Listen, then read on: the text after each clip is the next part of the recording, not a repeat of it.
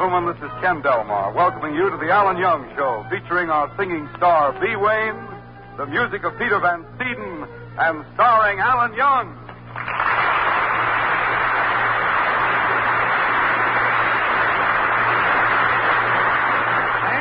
Thank you, Ken, and good evening, friends. Say, Kenny, where do you think I went last night? Huh?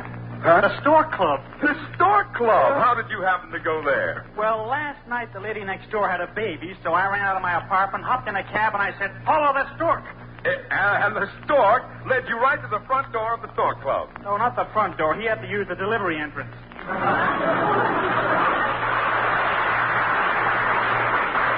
You know, that's the first time I'd ever been to that place. Well, how do you know it was the Stork Club? All the waiters were standing around on one foot. Well, Kenny, no sooner did I check my hat and the head waiter came up to me and said, good evening, I have a table for you, Mr. Webster. Webster? What made him think your name was Webster? I was carrying a dictionary under my arm. Well, why did you bring a dictionary to the Stork Club? I hate to eat alone. Kenny, I've never been to such a swanky place. The hat-check girl looked like Marlene Dietrich, the flower girl looked like Betty Grable, and the cigarette girl... What did she look like? An ashtray. Well, Kenny, I finally got a table, and I sat down, ordered myself some guinea hen under glass. Oh, boy, how was it, Alan? The guinea hen was swell, but the glass was very tough. Alan, you really didn't eat the glass. I certainly did.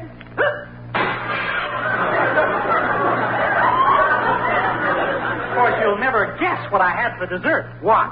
Some pie, Rex. But then...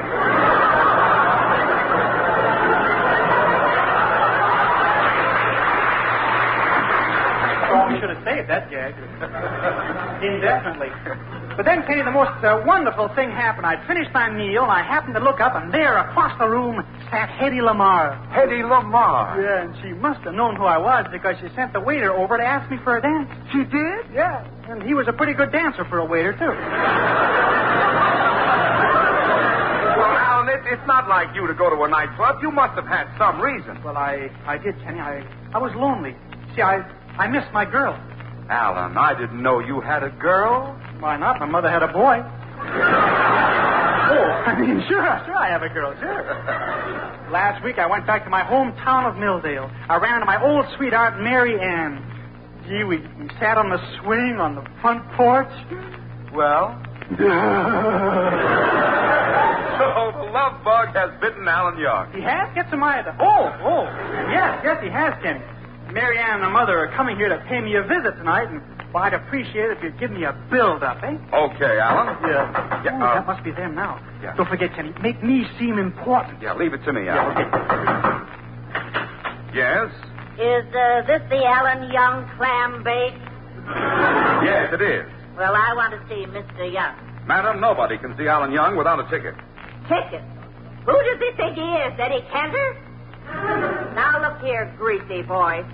I want to see Alan Young, and Lady, I'm sorry, you can't come in without a ticket. Now, go away before I slug you. Oh, wait a minute, Kenny. You're overdoing it. Come in, Mrs. Grimes. Hello, Mary Ann. Hello, Alan. I'm sorry, Mrs. Grimes. Kenny didn't know who you were. No, he didn't. I'll bet you put him up to it, you no-good, stupid, fat-headed, naive, loud-mouthed bum. Naive?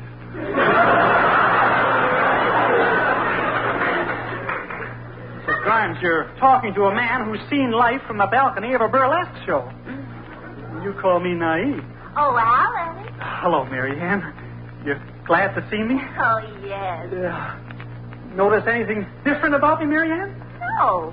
Take a good look. No, I don't see anything different about you. Wearing my cufflinks backwards. Now, look here, sloppy sock. You got me to bring Mary Ann down here, and what for? Well, Mrs. Grimes, since Mary Ann and I are about to settle down to connubial bliss, if you'll pardon the expression, I thought you ought to know what I do for a living. Well, what do you do for a living? I'm a comedian. A comedian. Huh. That's a laugh. If it is, it's the best one I got tonight. Well, being a radio comedian isn't my idea of honest work. Any man who marries my daughter must have a steady, sensible job. But you don't understand, Mrs. Grimes. Or may I call you Gravel Gertie? I'm doing fine. Why, there's no telling where I can go with my career. There is telling, but I'm a lady. Now remember, until you get yourself a decent, respectable job, you can't marry my daughter. Come along, Marianne. You go on ahead, Mother. I'll be right with you. I just want to say a word to Alan. All right. So long, pelican puss. Gee, Marianne, your mother's such a manly little fellow, isn't she? But I'm glad you stayed here to talk to me. This is the first chance we've had to be alone. Yes. Yeah. Been looking forward to this all evening. Me too. Marianne, you like to hold hands? Oh, I'd love to. Do you mind if I gave you a little hug? I wish you would. How about a kiss? Okay. Gee, I hate a girl who plays hard to get. Tell me, Marianne, do you feel the same way as your mother does about me? No. I think you're human. Well, what I mean is, how do you feel about marrying a radio comedian? Well, Alan, I had hopes of marrying a man who does more exciting work. Like a newspaper man, for instance. What's exciting about delivering newspapers? I mean a newspaper reporter. Oh, I see, a reporter. Gosh, that's an idea. I can just see myself now, dashing into the White House. How do you do, Mr. President? I'm Alan Young of the Gazette. I want a statement from you on the... Well guarded, isn't he?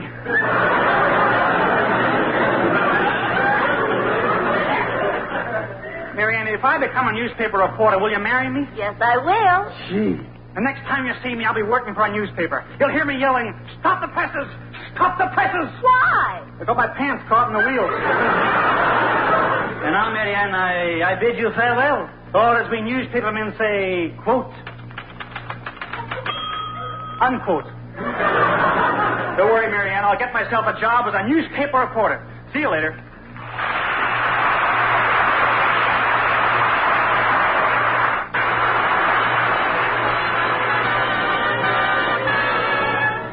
And now, ladies and gentlemen, our glamorous singing star, Bea Wain, will revive for you that swell old tune, Music Makes Me.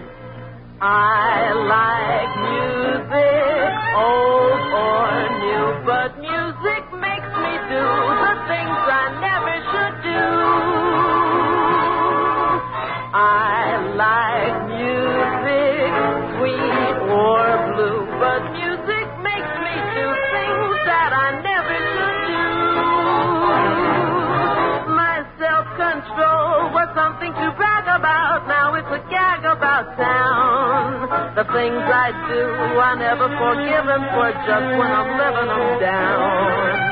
I hear music, then I do, for music makes me do the things I never should do.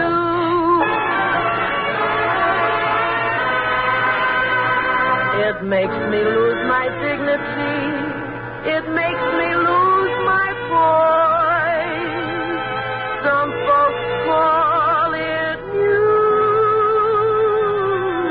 music, but my folks call it noise. I like music, old or new, but music makes me do the things I never should do. Oh, I like music, sweet or blue, but music makes me do things that I never should do.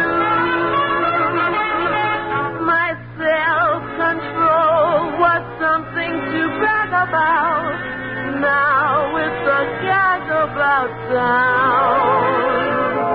The things I do are never forgiven, for just when I'm living them down. Da da da da da da da da da. I hear music and I'm through, for when I hear that cue, makes me want to do all the things I never should do.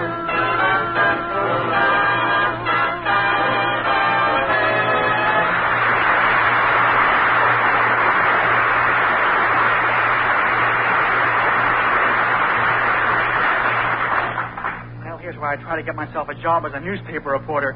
And I think I picked the best paper in town. The New York Daily Blade. The only paper you can shave with. Well, here's the editor's office. Now I've got to approach him for a job. I think I'll be breezy. Breezy like the reporters in the movies. Come in. Well, what can I do for you? Hiya, Chief.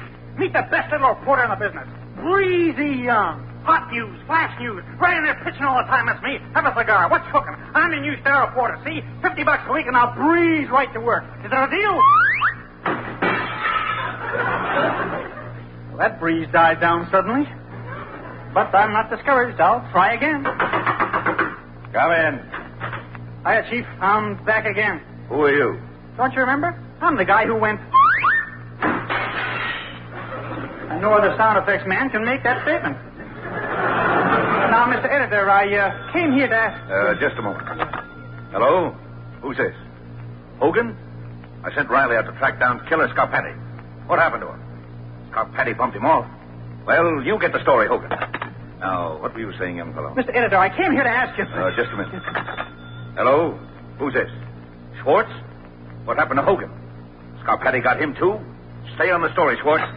Now, what did you say you wanted? Mr. Editor, I came here to ask you... Just a second. Hello? Who's this? Scarpati. What happened to Schwartz? You got him, too? Listen, Scarpati, you've killed 9 of my reporters already, but we won't give up. I'm sending another man down there right away. Gee, do many of your reporters get bumped off by gangsters? Dozens of them every day. Now, you came in here to ask me something. Yes, I did. Well, go ahead. Mr. Editor, do you think John's other wife is really happy? Oh, you can't fool me, my boy. You came in here to get a job as a reporter. Reporter? Who, me? Yes, you did, and I'm going to assign you to the Scarpati story. Oh, no, thanks. I'd much rather be a human interest reporter and interview pretty girls. Bah, pretty girls are a dime a dozen. Yeah? Here, I've been using my dimes to buy ice cream sodas. Well, when do I go to work? You start tomorrow, but remember, a newspaper man's life is dedicated to public service. Yes, sir, and I know that service pays off in the long run. I used to be a movie usher, and every day a little old man used to come in, and I'd help him find a seat and take care of his umbrella and his overcoat. And after the show, I'd help him on his overcoat and give his umbrella and help him up the aisle. That went on every week for 5 years. And then one day, that little old man died. Well, left you all his money? Nah, he was just an old pest. But I'll get right to work, Mr. Editor. I'll be your best reporter. Good. Of course, you have a portable typewriter. No, sir, but I know where I can get one. Where? Green Backus department store.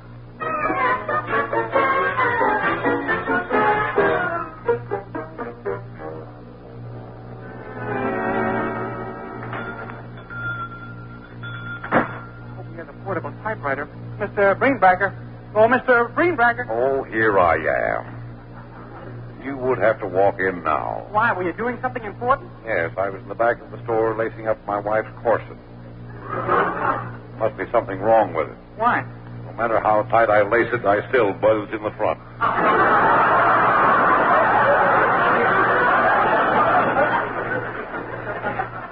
Now, what do you want? Mr. Greenbacker, I've got a new job.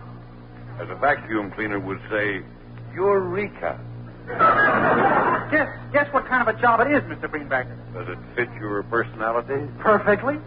You're a contact man for a cut-rate undertaker. No. I got a job on a newspaper.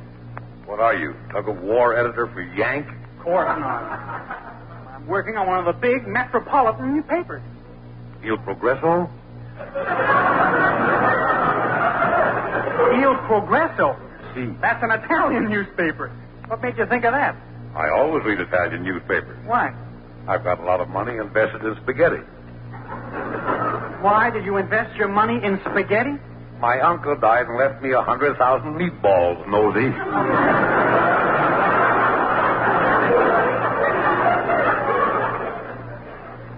Now, did you come in here to buy something, or can I go back and finish touching up my hair?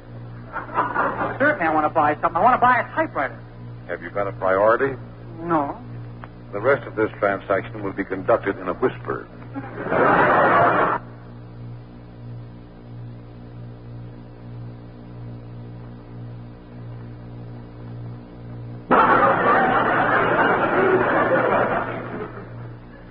got one typewriter left. It'll cost you $9.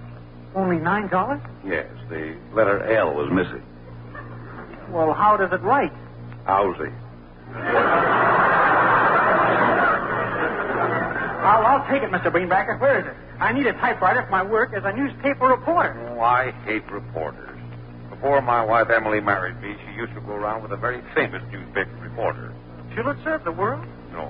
Really? From the Star? No. Then who was he? Peeling from the sun.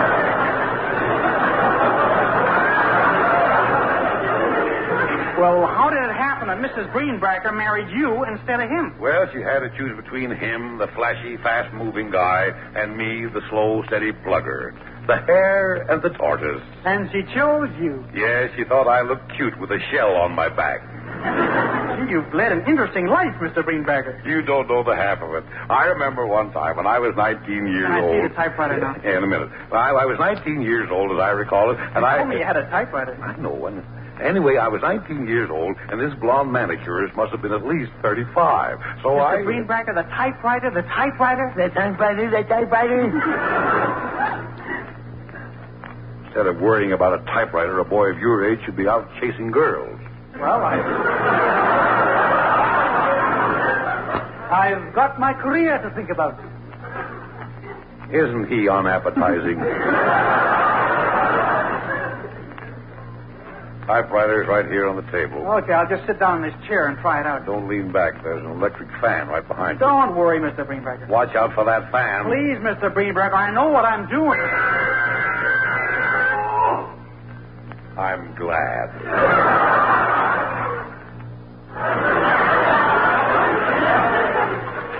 Now, do you want the typewriter? Yes, sir. Here's your $9. Boy, I got a bargain. Take another look at the typewriter. Hey, you cheated me. You said this typewriter was missing only one letter, or whatever it is. Now that I look at it, there are only two letters in the whole machine, B and O. What can I do with a typewriter with the letters B and O? Write fan mail to Lifebuoy Soap. Oh, good day, Mr. Good Greenbacker. day, Mr.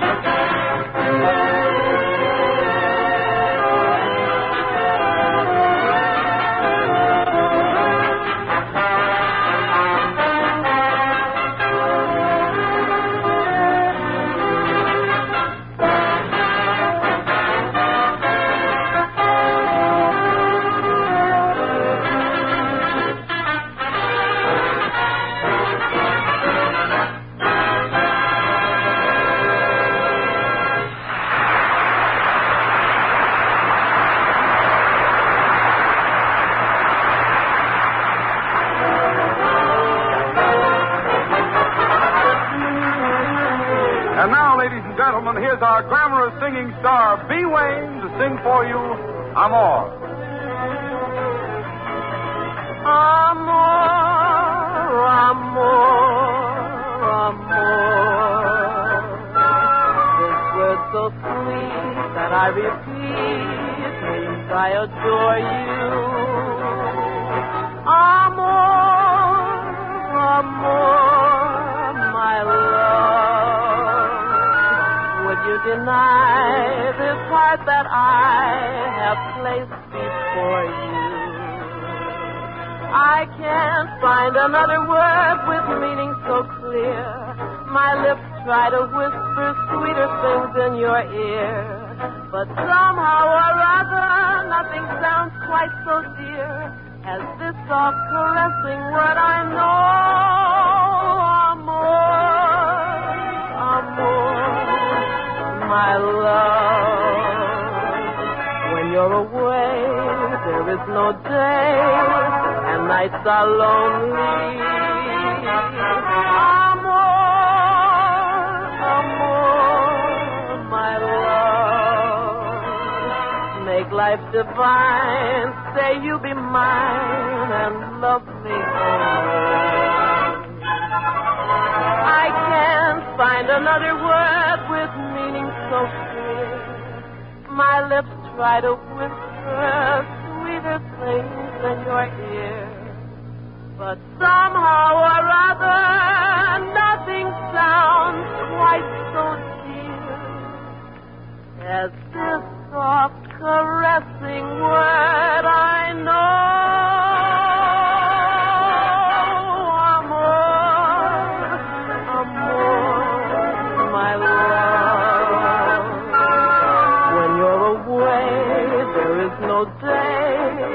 Nights are lonely. Amor, amor, my love.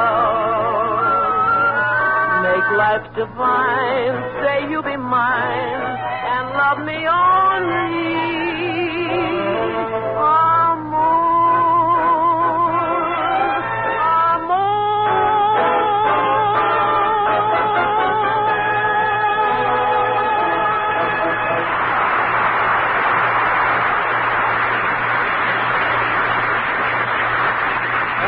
With my portable typewriter, Mr. Editor. I'm all ready to go to work as a reporter. You got here just in time, Young. I've been called away on a very important assignment. I want you to take over as editor temporarily. Here, use my desk. Gee, thank you. What a great big desk. 10 buttons, and I got to hold up my pants with a Band-Aid. I wonder what this first button's for. Oh, I'll just push it. Water cooler. What's this second one? Dixie cup. Well, I'll try this last one here. You rang for me, Chief? You rang for me, Chief? You rang for me, Chief? You rang for me, Chief? Oh, yes. I did? I did, yes. I want to see you all, fellas. I just want to say, fellas, this is a newspaper, and, well, I guess that about winds it up, fellas. Come on, you're supposed to be the editor. What's on your mind? Well, it's very simple. I know, but what's on it? Look, if you don't think I can handle this job, just look into my eyes, buddy. Look deep into my eyes. Okay, I'm looking into your eyes. Blue, aren't they? Now, I want to tell you something, fellas. It's very important. It's about spies, see? In giving out news, you never know who's listening, so you got to be careful what you say. Now, listen to me. I beg your pardon. Where's the news about convoys? Over on the desk. You guys listen to me, please. Listen and you learn how to protect vital information. How many are they shipping? 600. You never know how important these things are, so be careful every minute. And when are they being shipped out? 10 o'clock tonight. Now, don't... Thank you, mein Herr. You're welcome. Now... Heil Hitler. Heil Hitler. Now, look. Now, just follow me, fellas, and you won't go far wrong. Hey, Young, that guy who just left. Didn't he look kind of suspicious? Well, how could you tell? He was wearing a mask. Now, men, fellas, go out and bring back some news. I got to make some changes around here. I'm not satisfied. I want to speak to my assistant editor here. Oh, stop.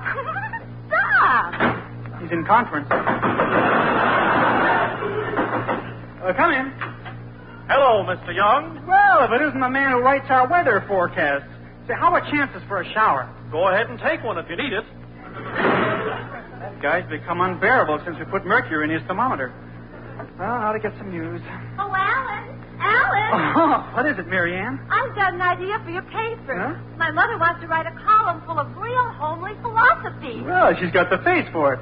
Now, Alan, let's leave my mother's face out of this tonight. Why tonight? Looks like it was left out too long last night.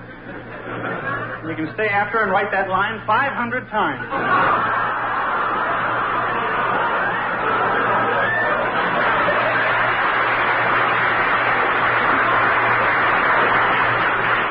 But that's not getting me any news. Hello, Editor Young speaking. Mr. Young, this is Japanese soldier speaking. Americans attacking, but I are not afraid. Banzai. What happened? Banzai. Very good. They shot him between toe and jaw. Well, I still haven't got any news, and the paper goes to press in a few minutes. Hello? Hey, Chief.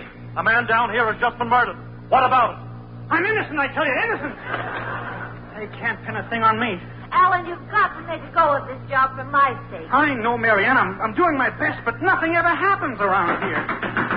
Oh, come in. I beg your pardon. I'm the ambassador from Patagonia. Do you mind if I jump out of your window? Not at all. Thank you. I guess it's just because some days are quieter than others, that's all. Pardon me, I'm the district attorney. Do you mind if I shoot myself in here? Not at all. Thank you. No. This just happens to be one of those days, that's all. After all, you can't expect things to happen. Excuse me, Editor Young. May I use your telephone? Certainly, go right ahead. Hello. Midwood Hospital? This is Mr. Beamish. How is my wife? What? 7? Wow! Mr. Young, my wife has just had 7 babies. This outdoes the quintuplets. What do you say about that? You owe me a nickel for that call. You don't understand, Mr. Young. My wife has just had 7 babies at the Midwood Hospital. Midwood Hospital? Yes. That's a 10-cent call. Young, what way is this to run a newspaper? Well, what's the matter, Mr. Ed? Didn't I do a good job? Certainly not. Look at the headlines the other papers in this town have. And look at the headline you put on our paper. John Schultz is a nice man. Who is John Schultz? He's my butcher. He promised me a pound of steak if I put his name in the paper. Young, you're fired. Do you hear me? Fired.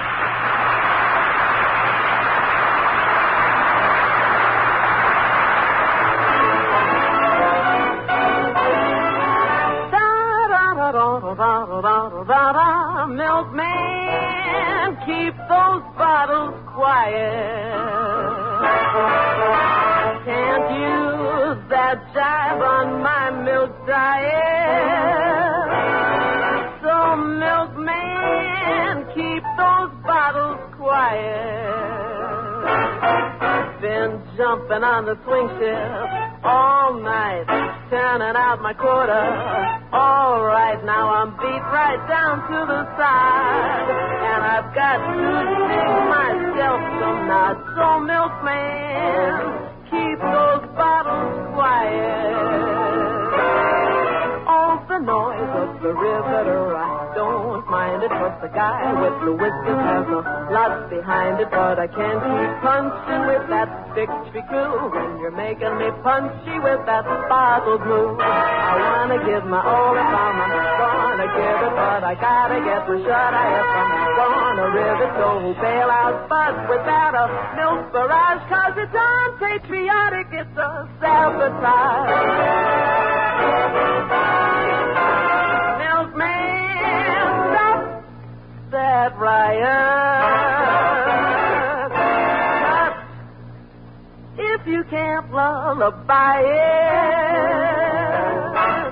milkman, milkman, keep those bottles quiet. I've been jumping on the swing shift all night, turning out my quota. All right, now I'm beat.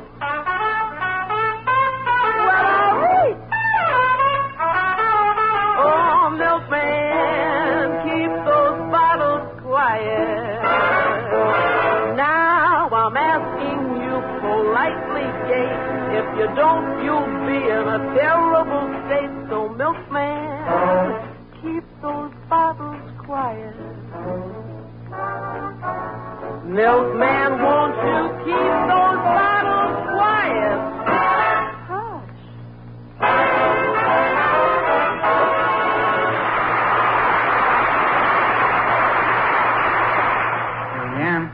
Yes, Alan? A beautiful night tonight, isn't it? Yes, it is. Yeah. You're not mad at me because I got fired from that newspaper job? No, I'm not mad at you. Yeah. I mean as much to you as I ever did? Of course. Good. Well, I guess I have the right to ask you a question. Of course, Alan. What is it? Marianne. I'm listening, Alan. I hope you'll say yes. What's the question, Alan? Marianne, would you like to buy a used portable typewriter?